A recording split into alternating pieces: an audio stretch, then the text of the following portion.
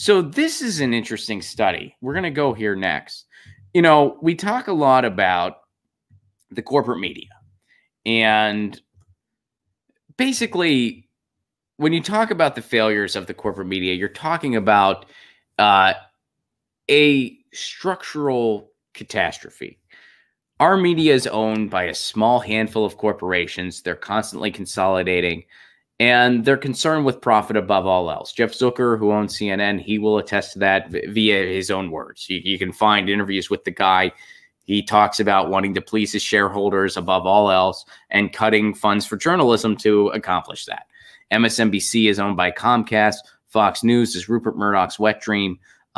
These are all just public relations firms for the donor class. That's really all they are. That's why oil and gas buys advertising on the corporate media. Do you really think they need to get the word out? Do you think there's anybody who owns a car that runs on gasoline that doesn't know if they don't put gasoline in it, it doesn't go? Do you think anybody doesn't realize that? No, everybody does. But yet you see these oil and gas commercials anyway. Why? They're buying favorable coverage. Why do weapons contractors buy commercials on MSNBC and Fox News and CNN? Do you think, are there regular Americans who are being like, I'm in the market for a new tank.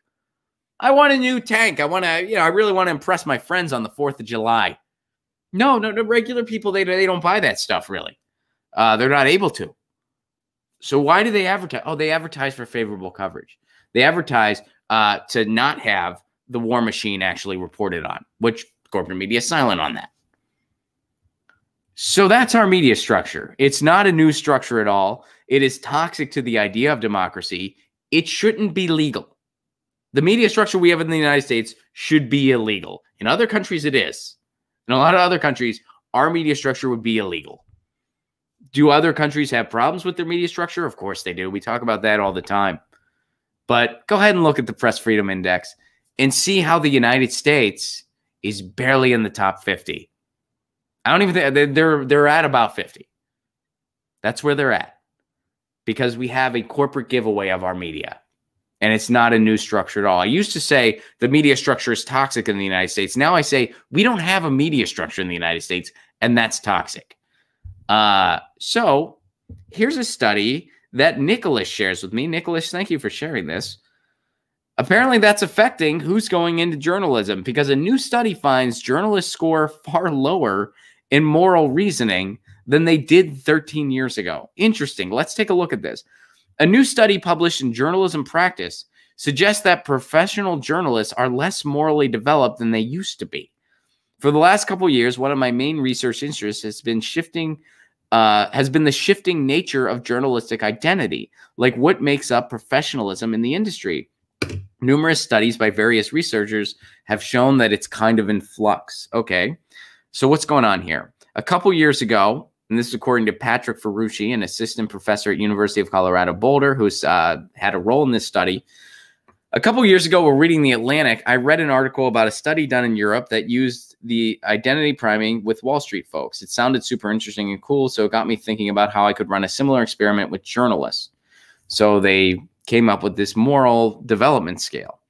In the study, 171 journalists in the United States completed the Defining Issues test, which presents ethical dilemmas and asks respondents to rank 12 statements according to how important each was in making a decision.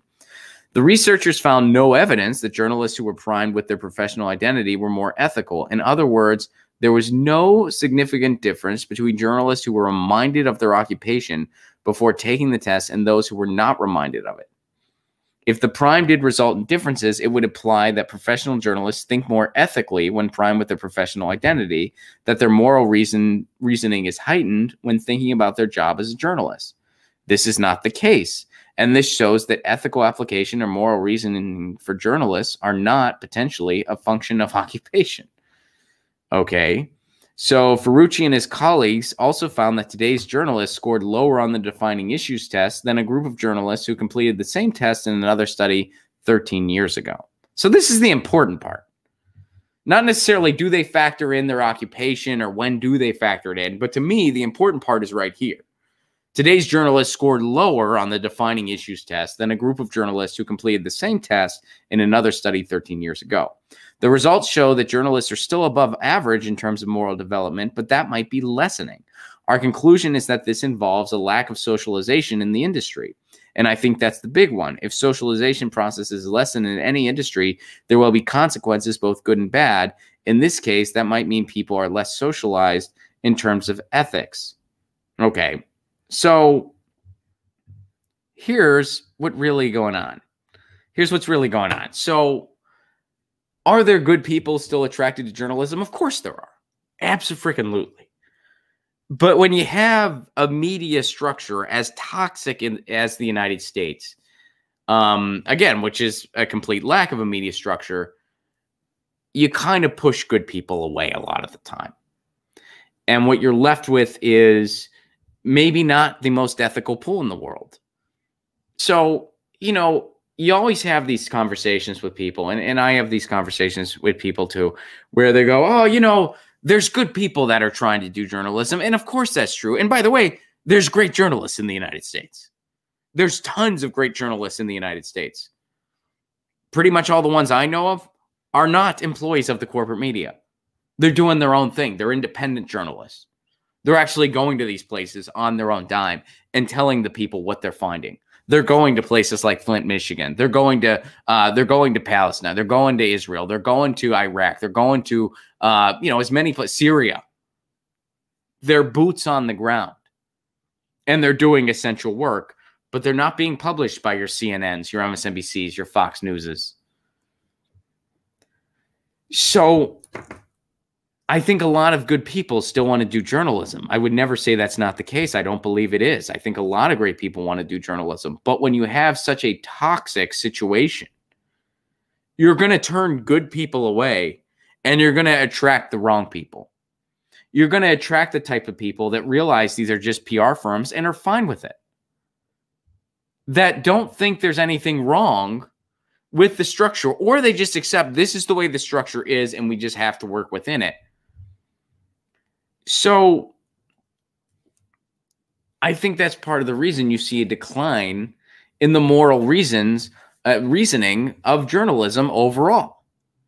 And it's not the fault of the people who want to get into journalism. It's not their fault. They should have a better structure to enter into. They don't. And that's not their fault. It's a societal problem. And it's tough to have these conversations because you're going to have people that go, well, there's a lot of great people that want to get into journalism. Yeah, I'm sure that's the case. But structurally, there's a huge problem. It's the same with law enforcement. Well, there's some good people that want to be law enforcement. I'm sure that's the case. But structurally, there's a huge issue. And because of that huge structural flaw, it attracts a lot of the wrong people too. It attracts people that just want to be bullies and brutalize other human beings, that just want to shoot people. It attracts those types of people. Those types of people are attracted to the law enforcement. Similarly, the type of people that just want to be the mouthpiece for an establishment for a big paycheck, they're attracted to journalism. So when you have these structural catastrophes, it attracts some of the wrong people. Are good people still attracted to the profession as a whole? Sure, absolutely. But those good people, a lot of the times, nearly all the time, are there exceptions, of course, but nearly all the time, they get weeded out. They get pushed out. That's what happens in journalism. Who are some of the people it happened to? Lawrence O'Donnell, Ed Schultz, Crystal Ball. List goes on and on.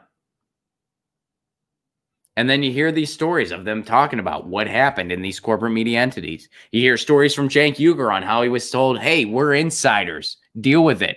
Dylan Ratigan got pushed out. That's what happens in our media. Just like in law enforcement, a lot of the people that wanted to become, I had a long conversation with a cop once, a guy who was a former cop. And he talked about how the system pushed him out of it because he actually wanted to be a good cop. He wanted to be a cop for noble reasons. He genuinely did want to help people. And then he got a look on the inside and he couldn't be part of it. because he saw what was really going on. And he told me, a lot of the good people that go into it, they're kicked out. They get weeded out. And a lot of the bad people stay. It's the same in the corporate media. That's how the corporate media works. Is that saying every single person who works at MSNBC is totally corrupt? Of course not. There's a lot of people where it's like, well, this is what's available. This is it. But the people that really want to do cutting edge journalism, they're weeded out. Because you can't get away with that there. So you either try to and get fired, or you never really get a shot because they kind of look at what you're doing and they're like, no, thank you.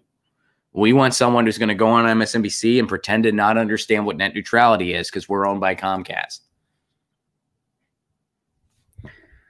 So that's why you get studies like these that have these results. So the overall moral reasoning goes down. And I have a feeling, given our structure, if they do this in 5 years, it'll be even lower. Now, that being said, there's great people attracted to the field of journalism every day. I do believe that to be true. And hopefully they find their lane. But that lane is, at least as of right now, pretty much going to be an independent lane 99% of the time. Are there some things that, kind of sneak through on corporate media? Sure. Yeah, it happens. It happens. But overall, structurally, there is a catastrophe going on. And as a result, you really have to dig to find out what's really going on in the United States. So, very interesting study. Thank you for sharing that, Nicholas. I appreciate that very much. Get your news on with Ron. Don't you want to know what's going on? We're getting our news on today. Get your news on with Ron. Don't you want to know what's going on? We're getting our news on today. You can tweet me an article at Ron Placone. We'll go through it together and make it our own. Get your